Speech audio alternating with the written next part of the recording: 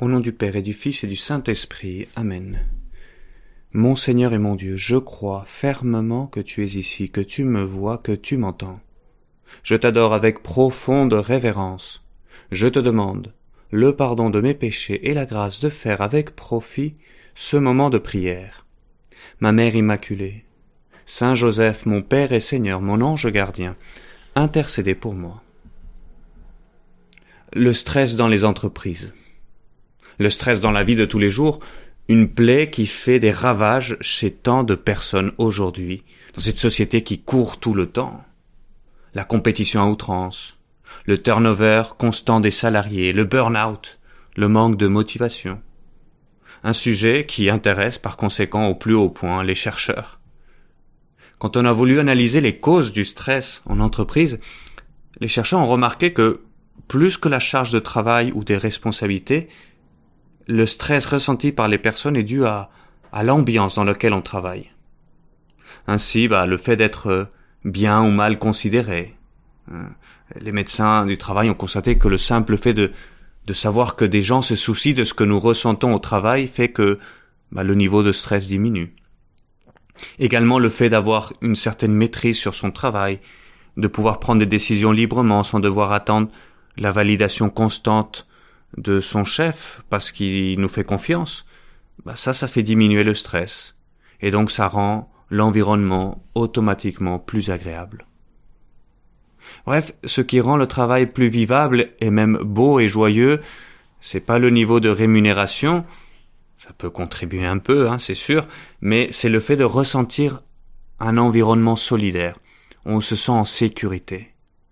Les chefs m'apprécient, me protègent, mes collègues sont bienveillants.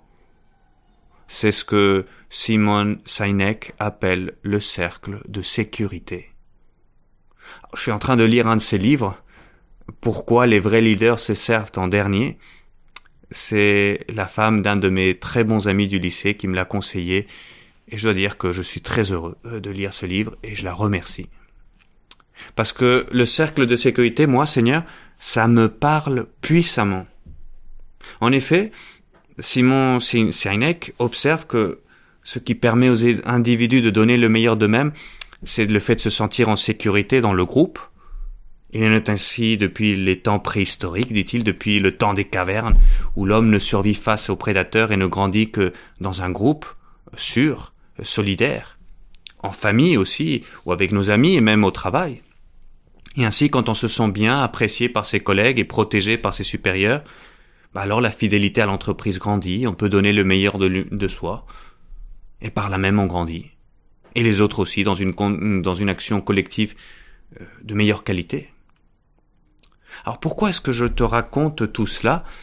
Eh bien parce qu'en lisant ce livre de Simon Sinek, ce Pourquoi les leaders se servent en dernier, je pensais à la grande sagesse que nous donne le Seigneur dès les premières pages de la Bible, la toute première page. Tout de suite après la création d'Adam et Ève, on nous dit que Dieu fit l'homme et la femme, qu'il les bénit, il veut leur bien, et pour cela il leur confie une mission.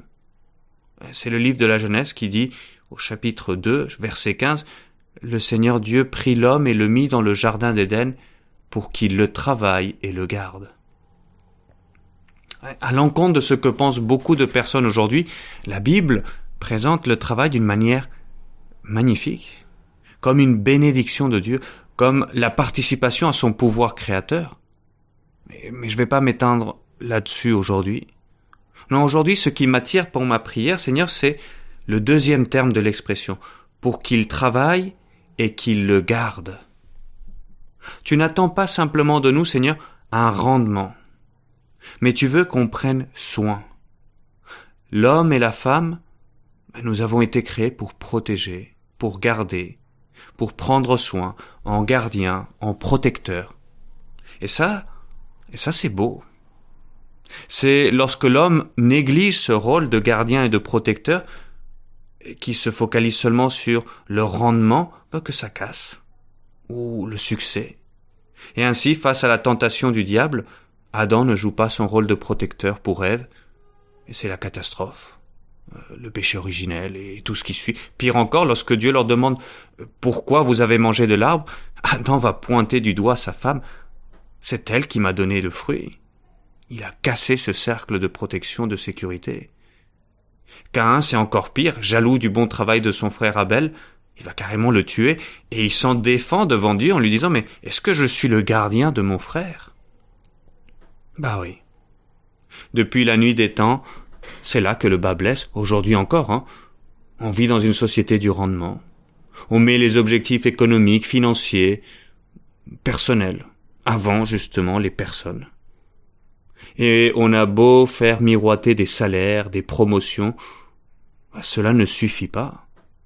On a des cultures d'entreprise faibles, les gens s'épuisent, ils font des burn-out et ils partent. Pour nous qui voulons vivre notre vocation de chrétien au travail, c'est-à-dire introduire Dieu, c'est ça sanctifier ce travail.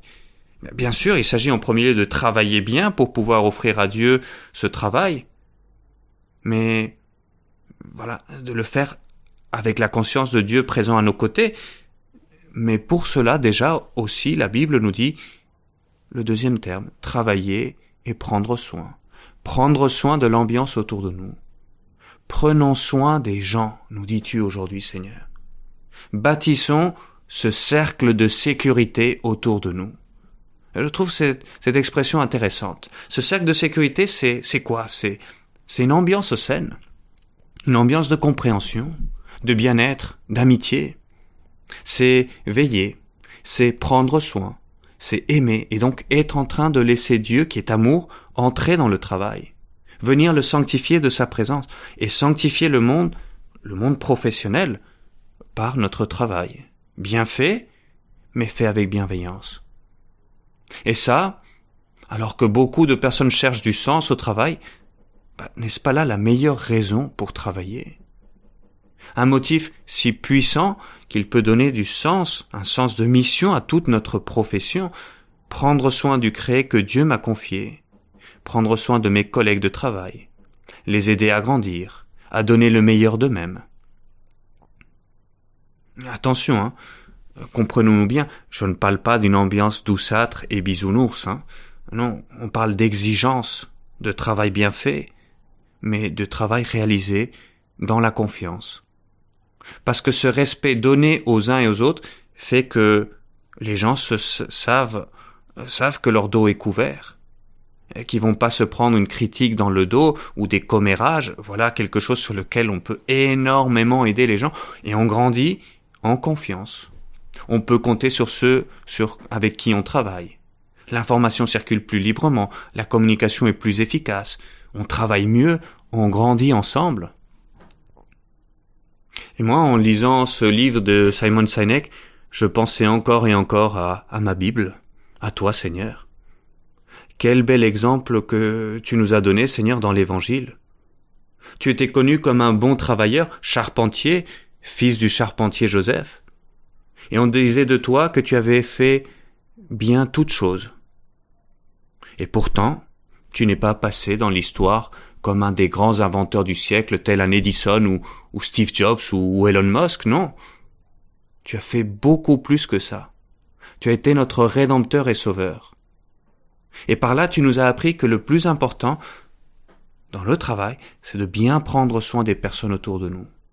Et les gens accouraient en masse pour être avec toi, Seigneur. Et nous aussi, nous te cherchons chaque matin dans ces 10 minutes de prière. Et toi, Seigneur, tu prenais soin d'eux, tu les faisais grandir. Voilà le leadership le plus authentique qui soit. Voilà le leadership d'une mère qui dédie toute sa vie à faire grandir ses enfants. Voilà le leadership d'un chef d'entreprise qui prend soin de ses employés et qui les fait grandir. Et je pense sincèrement, Seigneur, qu'à ta suite, un des grands apports d'un chrétien dans le monde professionnel passe par le fait de devenir ces créateurs de ces cercles de sécurité et de bienveillance. Voilà le contact avec la sainteté même de Dieu que nous pouvons offrir aux autres d'une manière si simple et naturelle. Et cela à travers des choses aussi simples que savoir remercier pour l'aide qu'on nous a donnée ou pour un travail bien fait, donner un coup de main, en recevoir aussi quand on a besoin avec humilité, développer cette culture d'entraide qui rende agréable le travail dans la société. Voilà de beaux objectifs pour chaque jour, qui peuvent donner du sens à mon travail. Vous allez peut-être me dire que c'est du rêve, que tout cela est bien beau dans un livre, mais le problème c'est que c'est pas applicable dans ton entreprise, dans ton lieu de travail, que tu as vraiment du mal avec un tel ou avec une telle, que c'est dur. Et je te crois. Mais voilà, laisse-moi te dire seulement une chose. Il faut bien que quelqu'un fasse le premier pas. Et tu vas me dire, et pourquoi toi? Pourquoi moi et pas les autres? Eh bien parce que toi tu es chrétien. Parce que nous sommes chrétiens. Voilà pourquoi. Pourquoi cela? Parce qu'en tant que chrétiens, nous faisons déjà partie d'un cercle de sécurité, le plus solide qui soit. C'est l'amour de Dieu manifesté en Jésus lui-même, qui nous couvre et qui nous protège, qui nous a donné sa vie, qui nous écoute tous les jours dans nos moments de prière maintenant, qui nous accompagne chaque jour dans l'Eucharistie, qui permet de vider notre cœur et nous tourner vers lui, qui, lorsque nous nous plantons, nous pardonne, nous relève une fois à une autre dans le sacrement de la confession. Oui, on a le dos couvert, mieux que personne. Et c'est pourquoi nous pouvons être celui ou celle qui commence chaque jour à semer cette première marque de respect, de confiance, d'amour, qu'est le pardon, la bienveillance, la reconnaissance. Voilà ma mission, Seigneur, aujourd'hui et de chaque jour. Elle est grandiose. Travailler et garder, prendre soin du monde autour de moi, et bâtir ainsi ce cercle de sécurité, de bienveillance, pour aider à tirer le monde qui m'entoure vers le haut. Merci, Seigneur, pour cette mission, pour cette confiance